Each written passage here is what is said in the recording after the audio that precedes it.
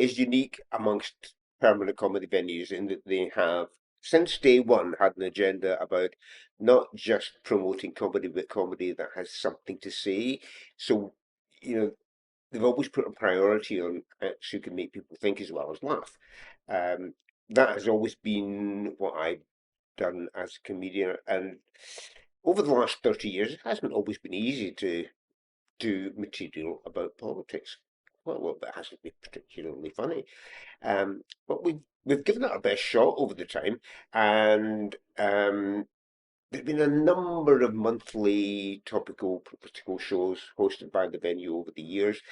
The most recent being the End of the World show, which we did because we decided that humanity had eaten itself and could you make it funny anymore? And the only way we could find to make it funny was to pretend the world was just about to end, and that was quite prescient now I think about it, because the last time we did that was right before the pandemic.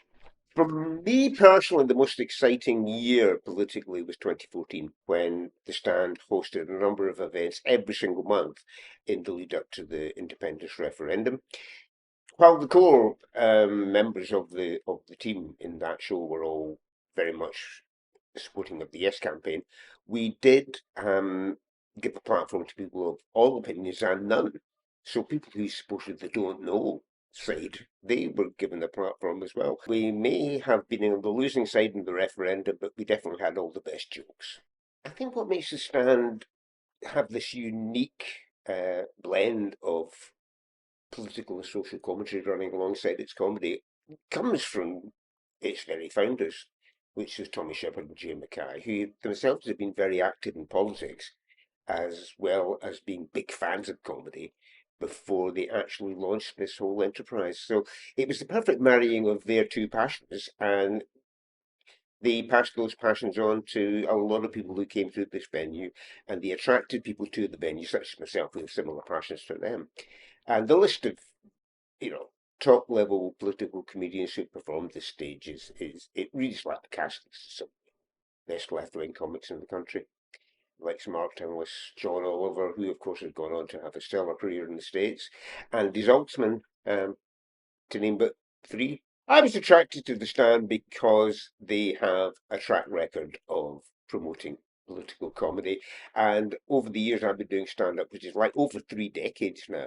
I've done a lot of political content in my act and also done a number of benefits and protest gigs against causes I either agreed with or wanted to protest about. So one of my first gigs was in 1991. I did a protest gig against the first Gulf War.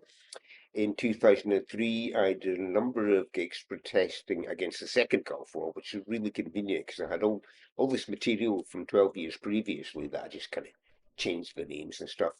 2014, here in Scotland, I was involved in a number of events um, in favour and support of the Yes campaign during the independence referendum. Likewise, in 2016, I did a lot of gigs in support of the Remain campaign during the European referendum. Since 2022, I've done a number of gigs protesting against the Russian invasion of Ukraine. And over the last 18 months, I've done several gigs protesting against the Israeli occupation of Palestine. So, as you can see, over the course of 30 years, I have been a complete and utter failure because nothing I've ever said on stage has in any way changed people's opinions on the course of history. Um, but the important thing is you raise these issues, you say what you believe, and hopefully you make people laugh at the same time. With the notable exception of Vladimir Zelensky, comedians can't really change the world. Imagine if we could.